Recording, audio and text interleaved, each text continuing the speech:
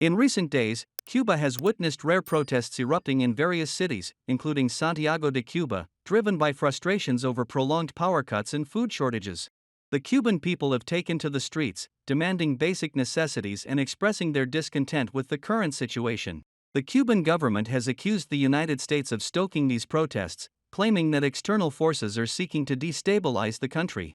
However, U.S. officials vehemently deny any involvement, emphasizing that the protests reflect the dire conditions faced by the Cuban population. Cuban Foreign Ministry said it summoned US top diplomat Benjamin Ziff after protests on Sunday and accused the US of interfering in Cuba's internal affairs. Do you have any response to that? Well, let me just be quite unambiguous about this, Simon. The United States is not behind these protests in Cuba, and the accusation of that is absurd. I will note, though, since you asked, we are closely following these reports.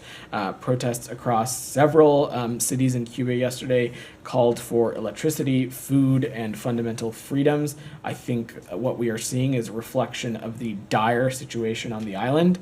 We urge the Cuban government to refrain from violence and unjust detentions, and are calling on the authorities to respect the Cuban citizens' right to peaceful assembly.